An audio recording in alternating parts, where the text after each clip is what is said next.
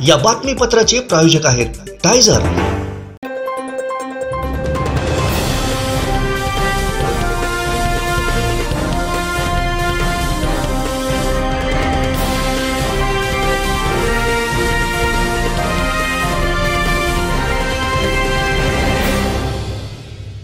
नमस्कार, आपण पाहत आहे कोकणचं नंबर 1 महा चॅनल कोकण सात लाईव्ह। बातमीपत्रात आपलं स्वागत। सुरुवात करूया हेडलाईन्सनं।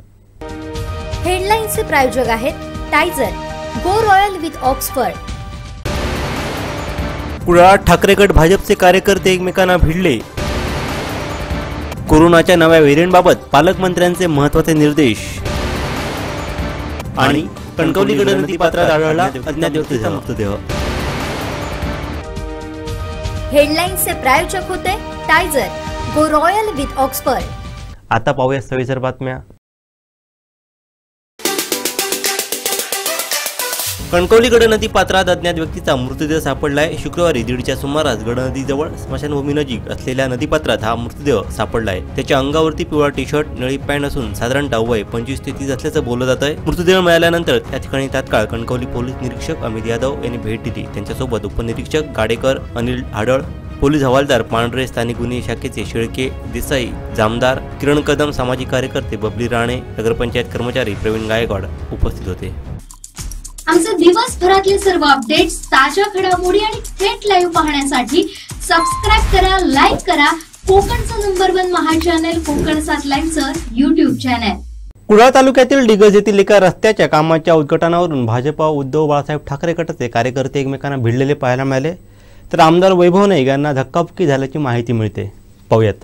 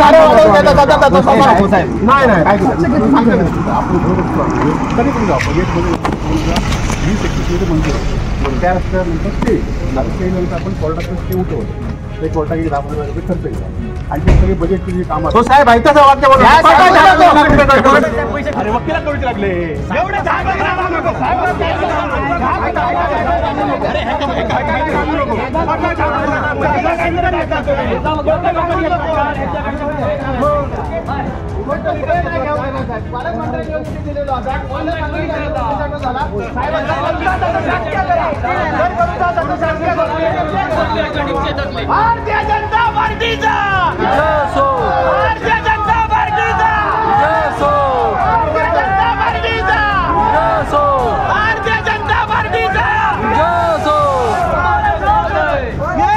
आगे बढ़ो, हम तुम्हारे साथ हैं, हम तुम्हारे साथ हैं, हम तुम्हारे साथ हैं, हम तुम्हारे साथ हैं। भारतीय जनता पार्टीचा जय असो। श्रेय घ्यायला देणार नाही, जरा सेंटर करा साहेब।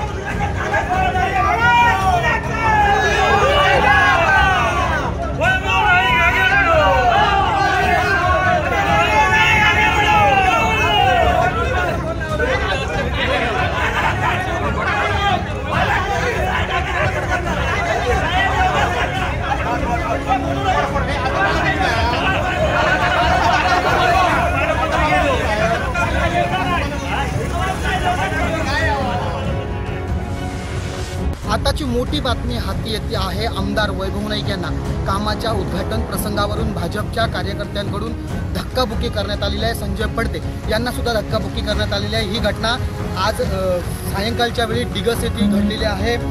पाहायला गेला तर पंदूर घोडगे राज्य मार्गाचे रस्त्याचे रुंदीकरण तसेच मजबूतीकरण करणे या कामाचे जे उद्घाटन आहे ते कुडाळ मालवणचे आमदार वैभव नाईक यांच्या हस्ते डिगस येथे होणार होतं आणि या ठिकाणी भाजपचे जे कार्यकर्ते आहेत यामध्ये दादा साईल असतील, पप्या तवटे असतील, रुपेश कांदडे असतील तसेच योगेश घाडी, जयेश चिंचळकर या भाजपच्या कार्यकर्त्यांनी त्यांना त्या ठिकाणी जाऊन हे तुम्ही भूमिपूजन का करताय, आमची सत्ता आहे, आमचा निधी आहे आणि त्यांना त्या ठिकाणी रोखण्यात आलं आणि त्यानंतर याची शाब्दिक चकमक उडालेली आणि यानंतर धक्काबुक्कीपर्यंत हे प्रकरण गेलं। त्यानंतर कुडाळ पोलीस असतील त्या ठिकाणी दाखल झाले आणि आमदार वैभव नाईक यांना सुरक्षेच्या गराड्यामधून बाहेर काढण्यात आले। मात्र यामध्ये संजय पडते यांनाही धक्काबुक्की झालेली पाहायला मिळते।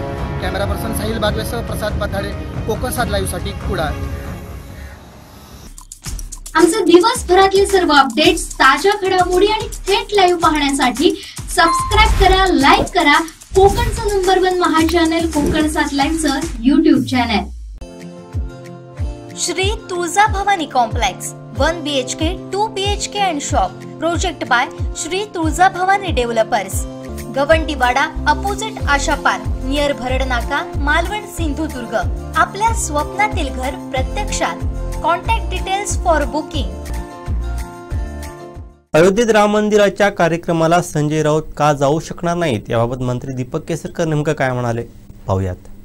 हे बघा, निश्चितपणे योगदान जर सगळ्यात जास्त कोणाचं असेल तर ते हिंदू हृदय सम्राट बाळासाहेब ठाकरेंचं आहे आणि त्यांच्या कडून प्रेरणा घेऊन जे कारसेवक गेले होते, ज्याच्यामध्ये सेनेचे सैनिक होते, शिवसैनिक होते, RSSची लोकं होती, BJPची लोकं होती, सगळेच नागरिक गेलेले होते आणि सगळ्यांचंच आभार मानणे हे कमिटीने केलेलं आहे आणि प्रत्येक राजकीय पक्षाच्या अध्यक्षांना बोलवलेलं आहे। मुख्यमंत्र्यांना सुद्धा बोलवलेलं नाही, पण प्रत्येक पॉलिटिकल पार्टीच्या अध्यक्षांना बोलवलं आहे। त्याच्यामुळे त्यांचं निमंत्रण जे आहे उद्धव साहेबांचं ते उभाठाळ शिवसेनेचे अध्यक्ष म्हणून त्यांचं जाणार। दुर्दैवाने संजय राऊतजींना मिळणार नाही, त्यांनी किती प्रयत्न केलेले असले त्यांना नंतर मिळणार ज्या भेटी आहेत त्या, परंतु अध्यक्षांना मिळणार। त्यानंतर एकनाथ शिंदेसाहेब शिवसेनेचे अध्यक्ष आहेत त्यांना मिळणार, BJPचे अध्यक्ष बावनकुळे साहेब आहेत त्यांना निमंत्रण मिळणार। हे समितीने जाहीर केलं आहे, आमचा काय तो कार्यक्रम नाही, समितीचा कार्यक्रम आहे आणि जे खासदार वगैरे आहेत राज्यसभेचे आणि त्यांना नंतरच्या तारखा त्यांच्या ठरलेल्या शेड्यूलप्रमाणे त्यांनाही निमंत्रण येणार। त्याच्यामुळे त्यांनी रागवण्याची हे नाही। बाळासाहेबांचं म्हणणं होतं की मला 1 दिवस पंतप्रधान करा, मी राम मंदिर बांधून दाखवेन आणि 370 कलम हटवून दाखवेन। दोन्ही गोष्टी मोदी साहेबांनी पूर्ण केलेल्या आहेत। खरं सर त्यांनी मोदी साहेबांचं कौतुक केलं पाहिजे, परंतु सांगायला हे मला हल्लीच कळलं आणि ते अजितदादांनी स्टेटमेंट दिल्यानंतर कळलं की आदरणीय मोदी साहेब आणि उद्धव साहेब एकत्र येऊन महाराष्ट्रामध्ये सत्ता स्थापन करणार होते। ही बातमी लीक करण्यामध्ये मोठा वाटा हा संजय राऊत यांचा होता आणि त्यांनी पवारसाहेबांना सांगितल्यामुळे ही युती ज्याला महाराष्ट्राच्या लोकांनी मतदान केलेलं होतं ही होऊ शकली नाही आणि आता काहीही बोलायचं याला काय अर्थ नाही। त्याच्याऐवजी जरा शांत राहिला असता तर ज्या युतीला महाराष्ट्राच्या लोकांनी मतदान केलेलं होतं ते एकत्र झाले असते आणि एक चांगलं चित्रसुद्धा उभं राहिलं असतं आणि पुढच्या काळामध्ये शिवसेनेची फूटसुद्धा टळली असती आणि त्याच्यामुळे मला असं वाटतं की जी व्यक्ती ह्याला जबाबदार आहे त्यांनी ह्या सगळ्या गोष्टी सांगण्याचा नैतिक अधिकार आता त्यांना उरलेला नाही। आमचे दिवसभरातले सर्व अपडेट्स, ताज्या घडामोडी आणि थेट लाईव्ह पाहण्यासाठी सबस्क्राईब करा, लाईक करा कोकणचं नंबर 1 महा चॅनल कोकण 7 लाईव्हचं YouTube चॅनल।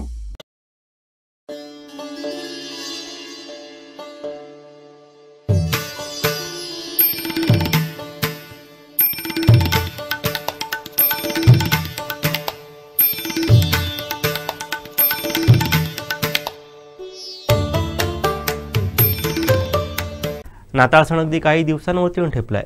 सर्वत्र नाताळाचा माहोल आहे। सावंतवाडी शहरातही नागरिकांमध्ये नाताळाचा उत्साह पाहायला मिळतोय। पाहूयात।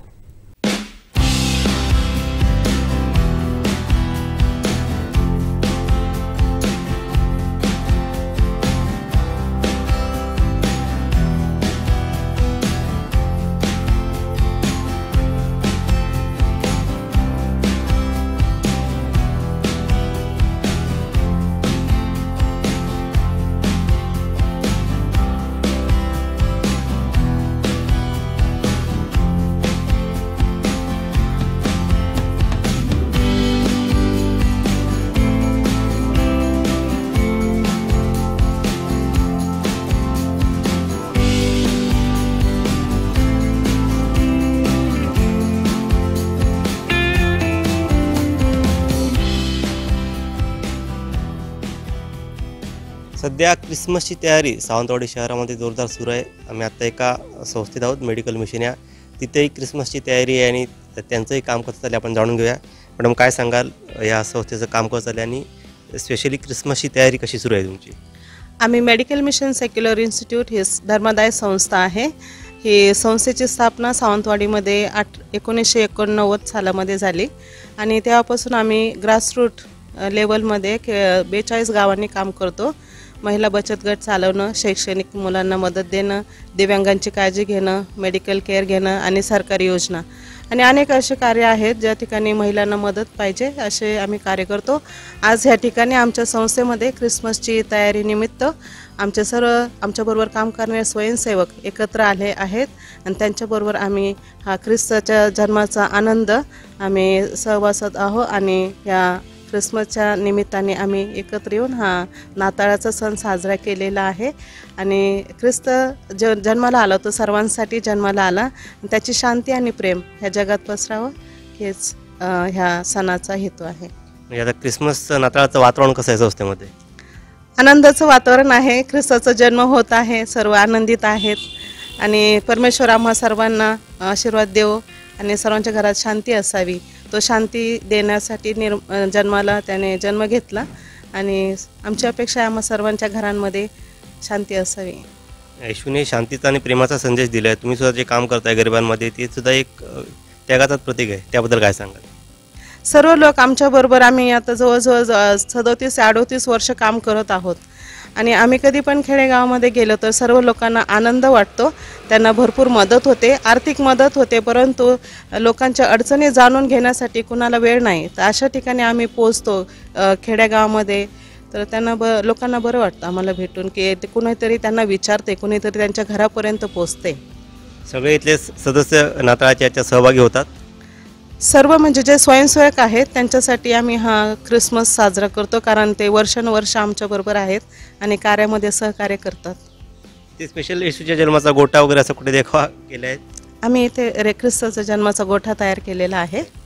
ह्या ठिकाणी दिव्यांग दिनांसाठी दिन साजरा केला जातो. जागतिक दिव्यांग दिन 3 डिसेंबरला मोठ्या सोहळ्याने साजरा केला. अनेक दिव्यांग ह्या सणामध्ये भाग घेतात आणि एकत्र येऊन त्या मुलांना कधीतरी घरातून 1 वर्षातून एकदा तरी बाहेर काढण्याचा आम्ही प्रयत्न करतो, संस्थेपर्यंत आणण्याचा प्रयत्न करतो.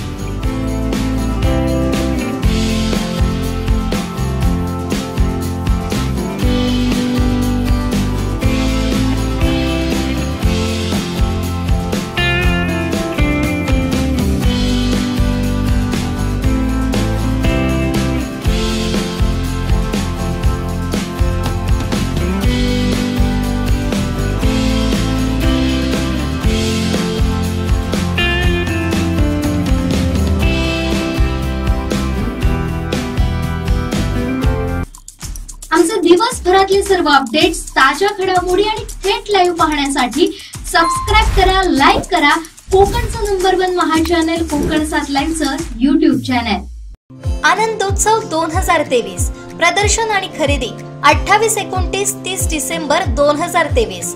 वेळ दुपारी 3 ते रात्री 9 वाजता. RPD high school, Sawantwadi, Sindhudurg. Designer साड्या, डिझायनर कपडे, ज्वेलरी, इंटेरियर प्रोडक्ट्स, मसाले, tarot card reader, pottery, paintings, readymade dress, Malvani खाद्यपदार्थ stall, live portrait, caricature, tattoo आणि मेहंदी स्टॉल. प्राचीन खेळ गंजेफा 29 डिसेंबर 2023 सायंकाळी 5 वाजता सावंतवाडी राजघराणा यांच्या मार्गदर्शनाखाली खेळण्यास मिळणार आहे. आयोजक पौर्णिमा रविकांत सावंत. नाताळ सण अगदी 2 दिवसांवरती आलाय. सर्वत्र उत्साहाचं वातावरण आहे. खास नाताळनिमित्त मिलाग्रीस चर्चच्या फादरनी काय संदेश दिलाय पाहूयात. यावर्षी 2023 सालाचा क्रिसमस याचा मेन विषय असणार शांती आणि लव, याच्यावर प्रेम आणि शांती. आणि हे करण्यासाठी ख्रिस्त जयंती आम्ही वर्षाला साजरा करत असतो. आणि ही ख्रिस्त जयंतीला 2023 वर्ष झाली आणि येशू ह्या जगामध्ये आले, देवाचा पुत्र मनुष्य झाला आणि या जगामध्ये येऊन सर्वांच्या पापक्षमेसाठी त्याने मरण पत्करलं आणि त्याने आपल्या पापक्षमेसाठी आम्हा सगळ्यांना जीवन दिलं, आपला जीव दान केलं आणि हाच संदेश तो आम्हाला देत आहे आणि सांगत आहे की आम्ही एकामेकाला सहकार्य केलं पाहिजे, एकामेकाला क्षमा केली पाहिजे. हाच येशू ख्रिस्ताचा संदेश ह्या वर्षीसाठी आहे आणि त्याच्यामध्ये सगळ्यामध्ये शांती आणि सौख्य लाभावं हेच आपल्या ईश्वरचरणी प्रार्थना करण्यासाठी आम्हाला चर्चमध्ये प्रार्थना करायला भेटते. वर्षाच्या वर्षी आम्ही प्रार्थना करतो. ह्या वर्षी प्रार्थना 11 वाजता 24 तारीखला होणार आहे आणि ही प्रार्थना असणार आहे. त्याच्यामध्ये मिसा बलिदान अर्पण करणार आणि आमच्या ह्या डायसिसचे महाधर्मगुरू जे आहेत बिशप ऑल्विन बरेटो ते मिसा बलिदान अर्पण करणार आणि ते मिसा बलिदान अर्पण करून प्रार्थना करणार आपल्या सगळ्या ख्रिस्ती बांधवांसाठी आणि इतर धर्मीयांसाठी की आपल्या ह्या देशामध्ये शांती, प्रेम आणि औत्सुक्याचं वातावरण असावं हाच संदेश देणार आहे. आता येशू ख्रिस्त या जगामध्ये आले, परमेश्वराचा पुत्र, परमेश्वराने त्याला पाठवलं आणि त्याने मनुष्य जातीसाठी आपलं रक्त वाहिलं आणि मनुष्य जातीसाठी तो या जगामध्ये आला आणि सगळ्यांसाठी त्याने मरण पत्करलं. असं नाही की कुठची जात भेदभाव आणि त्यामुळे त्याला आपण म्हणू शकतो की प्रेमासाठी त्याने अर्पण केलेलं आपलं आयुष्य आहे आणि ते मरणावर त्याने जिवंत जय मिळवला आणि आपल्याला जीवन प्राप्त करून दिलं, जे सार्वकालीन जीवन आपण म्हणतो. ते 5 मेणबत्त्या ते रीत असतात. ती चर्चमध्ये लावतात. त्याच्यात 4 संडे असतात. पहिला संडे, दुसरा, तिसरा आणि चौथा. आता हे 4 संडेला 4 मेणबत्त्या लावतात. ते शुभवर्तमान वाचण्याच्या अगोदर ती पेटवतात. आता त्याचे कलर 3 कलर हे व्हायलेट असतात आणि 1 कलर पिंक असतो. व्हायलेट कलर आपल्याला दाखवतो की आम्ही सर्व त्या ठिकाणी काय केलं पाहिजे, आमचे सगळं पापाची क्षमा मागितली पाहिजे आणि दुःख केलं पाहिजे आणि परमेश्वर आमच्या हृदयामध्ये जलमला पाहिजे, असे त्याची ती खुणा असते. आणि म्हणून त्यामध्ये परमेश्वर म्हणजे ती लाईट जी मेणबत्ती जी लावतात ती मेणबत्ती कशी एक लाईट म्हणजे प्रकाश आहे, तर येशू ख्रिस्त प्रकाश आहे हे दाखवतं. आणि जी पिंक कलरची जी वात असते ही वात आपल्याला सांगते की जॉय, आमच्यामध्ये एक खुशीचं वातावरण असलं पाहिजे ज्यावेळी आम्ही क्षमा मागतो आणि परमेश्वर आमच्यामध्ये येतो आणि ते परमेश्वर आमच्यामध्ये आल्यावर आम्हाला काय होतं, खुशी होती, जॉय होतं. तर ती एक वात म्हणून त्या ठिकाणी 3ऱ्या संडेला लावतात. अशा करून 4 संडेला 4 वात लावतात आणि क्रिसमसला व्हाईट वात लावतात. व्हाईट वात ही साइन ऑफ प्युरिटी, एक शुद्धता. येशू ख्रिस्ताने आम्हाला शुद्ध होण्यासाठी बोलवलं आहे आणि आम्ही पापातून मुक्त झालो म्हणजे आपण शुद्ध होतो मनाने, अंतःकरणाने.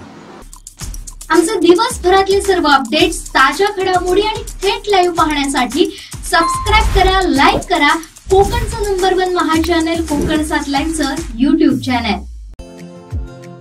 Shri Tuljabhavani complex 1 BHK 2 BHK and shop. Project by Shri Tuljabhavani developers. Gavantiwada opposite Asha park, near Bharad नाका, मालवण, सिंधुदुर्ग. आपल्या स्वप्नातील घर प्रत्यक्षात. Contact details for booking.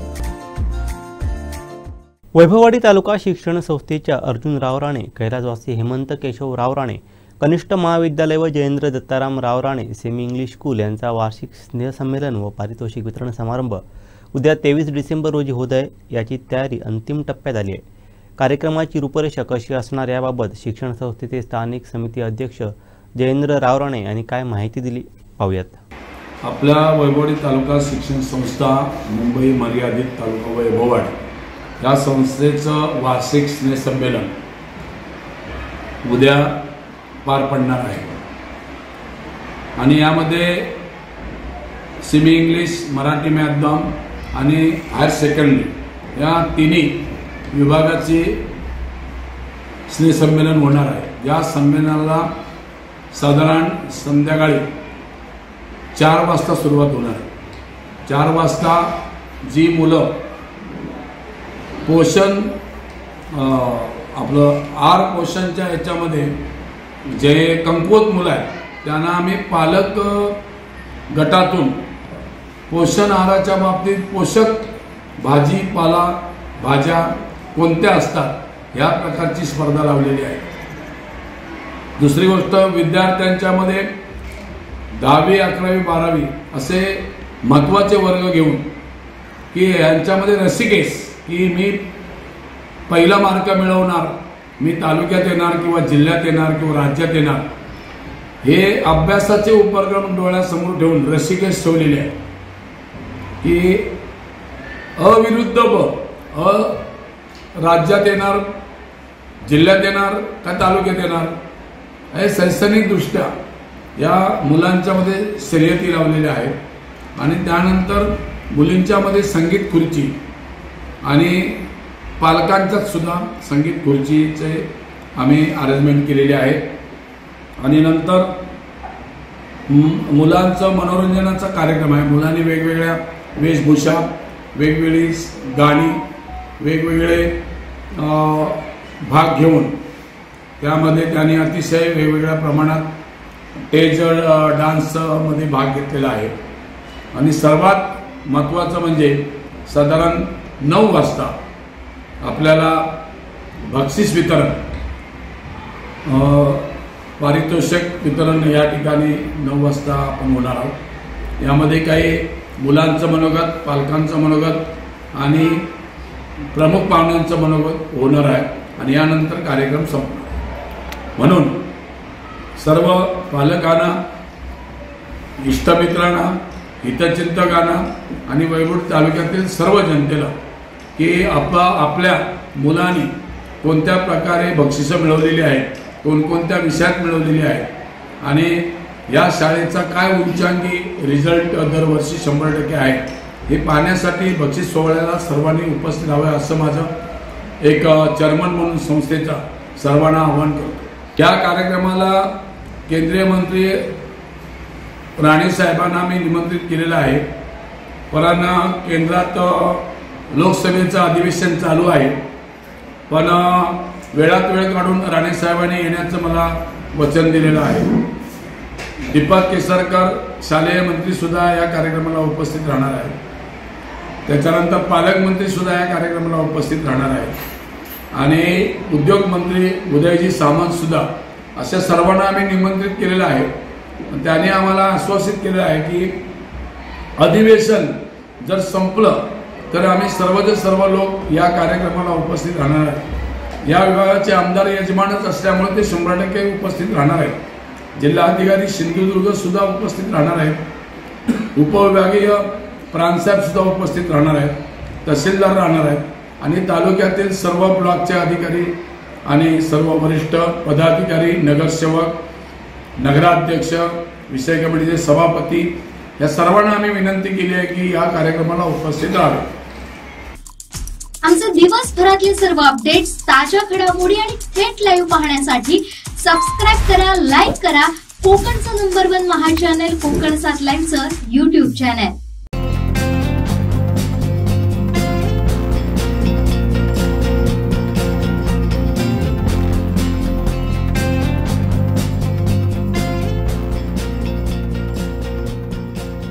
Anant टिप्या refresh व्हा.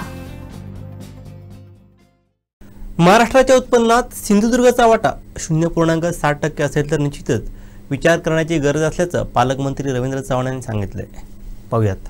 सिंधुदुर्ग जिल्ह्याचा 0.7% एवढाच फक्त वाटा महाराष्ट्राच्या संपूर्ण उत्पन्नात आहे, असं एक आज प्रेझेंटेशन छोटंसं करण्यात आलं. काय सांगाल या संदर्भात? आपण भविष्यात कशा पद्धतीने जायचं? त्यांची आज जे आले होते, मी त्या प्रोफेसरांचं नाव मला माहीत नाही, त्यांनी आज आमच्यासमोर एक प्रेझेंटेशन केलं. जशी तुम्हाला माहिती मिळाली तशीच मला माहिती मिळाली.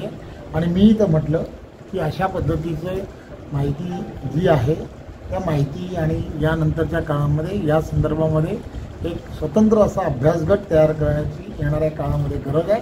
आणि तो नक्की तयार केला जाईल. आदरणीय पंतप्रधान नरेंद्र मोदींच्या नेतृत्वामध्ये आम्हाला आर्थिकदृष्ट्या सक्षम होण्याच्या दिशेने जायचं आहे. आणि त्या दृष्टिकोनातून आम्हाला तो आराखडा तयार करायचा आहे.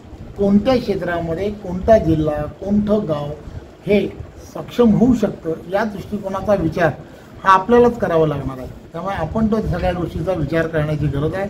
सर्व लोकप्रतिनिधी त्या संदर्भातला योग्य विचार करतील आणि या देशाला जे आवश्यक असणारं जे आर्थिकदृष्ट्या सक्षम बनवण्याच्या दिशेने तुम्हाला आम्हाला सर्वांना जायचं आहे.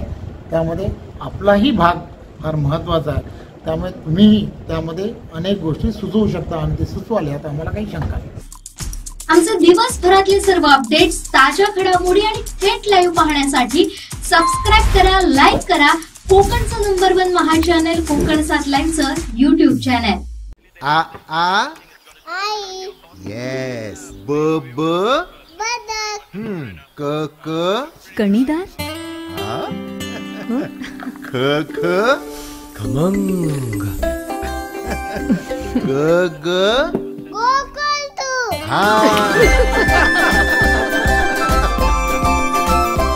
अगदी घरच्यासारखं कणीदार खमंग म्हणजेच गोकुळ तूप.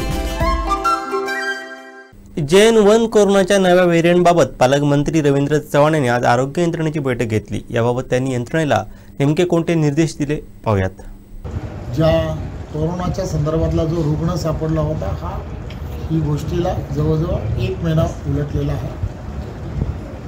गोव्यामध्ये त्याची तपासणी झाली होती आणि 2 दिवसा अगोदरच त्याची माहिती ही सिंधुदुर्गामध्ये आपल्याला कळलेली होती आणि 2 दिवसामध्ये माहिती कळल्यानंतर त्या पेशंटपर्यंत पोहोचण्याचा प्रयत्न इथले असणारे कलेक्टर असतील, इथले असणारे आरोग्य खात्याचे सर्व डॉक्टर्स यांनी प्रयत्न केला असता लक्षात आलं की तो पेशंट अत्यंत चांगल्या स्थितीमध्ये आहे. तो पुन्हा कामाला लागलेला आहे. त्यामुळे घाबरण्याचं काही कारण नाही.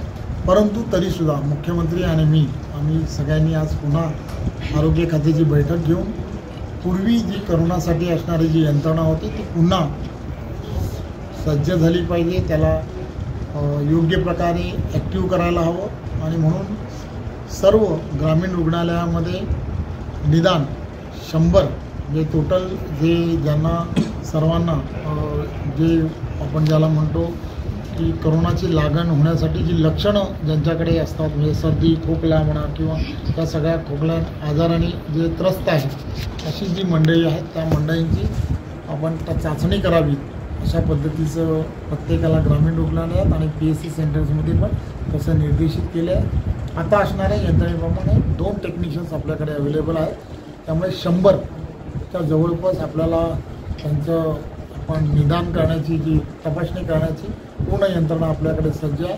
परंतु 2 अधिकचे जर लागले तर टेक्निशियन्स आपण त्यांना अपॉइंट करावं अशा संदर्भातले सुद्धा निर्देश देण्यात आलेले आहेत. आणि हे सर्व करत असताना कलेक्टर यांच्या माध्यमातून आपण सर्व खाजगी रुग्णालय आणि जिल्ह्यामधील असणाऱ्या सर्व ज्या आरोग्याच्या यंत्रणा आहेत त्यांना सर्वांना सतर्कतेच्या बाबतीमधल्या जे कळवलं पाहिजे होतं ते सर्वच्या सर्व तसे निर्देश हे देण्यात आलेले आहेत. औषधाच्या बाबतीमध्ये यासाठी लागणारी जेवढी औषधं लागतात, पॅरासिटेमॉल असेल, डोलो ज्याला गोळ्या म्हणतात किंवा ज्या गोळ्यांची आणि ज्या औषधांची आवश्यकता असते ते औषधं आपल्याकडे अवेलेबल आहेत का? सर्वच्या सर्व औषधं आपल्याकडे अवेलेबल आहेत. याही सर्व संबंधित सर्वच्या सर्व माहिती ही कलेक्टर संबंधित जिल्हा परिषद CO आणि आम्ही सर्वांनी आरोग्याच्या अधिकाऱ्यांच्या समोर ही सर्वच्या सर्व माहिती ही घेतलेली आहे आणि त्यांना सर्वांना आजपासूनच असं सांगण्याचा प्रयत्न केला आहे की आपण हे 100 जणांची जी चाचणी करायला पाहिजे त्याचा अहवाल जो आहे डे टू डे जसं आपण गेल्या वेळेला आपण ज्या पद्धतीने करतो तसा अहवाल जो आहे तो अहवाल आपल्याकडे प्राप्त राहिला पाहिजे आणि त्या दृष्टिकोनातून आपण सर्वांची काळजी जी घेतली पाहिजे ती काळजी घेण्याचं काम हे करायला हवं असं सांगितलं आहे. आमचे दिवसभरातले सर्व अपडेट्स, ताज्या घडामोडी आणि थेट लाईव्ह पाहण्यासाठी सबस्क्राईब करा, लाईक करा कोकणचं नंबर 1 महा चॅनल कोकण 7 लाईव्हचं YouTube channel. Varanium cloud limited. Admission MPSC 2024 classes scholarship परीक्षा 150 गुणवंत विद्यार्थ्यांना फ्री क्लासेस. नोंदणीची अंतिम तारीख 25 डिसेंबर 2023 संध्याकाळी 6 वाजेपर्यंत. परीक्षेची तारीख 30 डिसेंबर 2023. जिल्हा नियोजनचा निधी कशा पद्धतीने खर्च होणार आहे याबाबत पालकमंत्री रवींद्र चव्हाण यांनी सांगितलंय. पाहूयात नेमकं काय म्हणाले पालकमंत्री रवींद्र चव्हाण. 2 गोष्टी फार महत्त्वाच्या आहेत. जिल्हा नियोजनचा असणारा जो एकंदरीत निधी असतो तो मार्च महिन्याच्या अगोदर खर्च होणं 100% खर्च होणं असं अपेक्षित असतं. त्यामुळे सर्व डिपार्टमेंटमधील असणारे सर्व अधिकारी वर्ग त्यांना त्यांच्या असणाऱ्या डिपार्टमेंटमधल्या रिक्वायरमेंट्स या काय आहेत त्यांची पूर्णच्या पूर्ण माहिती घेणं, ती माहिती घेऊन त्या सगळ्या निधी त्यांना वितरित करणं आणि वितरित केलेला जो निधी जो आहे तो निधी हा खर्च होण्याच्या दिशेने अधिकारी वर्गांना मार्गदर्शन करणं. गेल्या वेळेला ज्या विषयाची चर्चा झाली त्या चर्चेच्या अनुषंगाने त्याचा पूर्णच्या पूर्ण त्या विषयांची कामांची सर्वांचं अनुपालन झालं का या संदर्भात सुद्धा चर्चा करणं. आज जिल्हा नियोजनच्या बैठकीच्या अनुषंगाने गेल्या वेळेला ज्या गोष्टीची चर्चा झाली होती त्या इतिवृत्त जे होतं त्या इतिवृत्ताप्रमाणे त्या इतिवृत्त सर्वच्या सर्व मंजूर करण्यात आलं आणि उर्वरित जो निधी आहे तो निधी हा मार्च महिना नाही तर फेब्रुवारी महिन्याच्या आत आपण खर्च करण्याच्या संदर्भातलं नियोजन अधिकारी वर्गाने करावं अशा संदर्भातले निर्देश सर्व डिपार्टमेंटमधल्या अधिकाऱ्यांना देण्यात आले.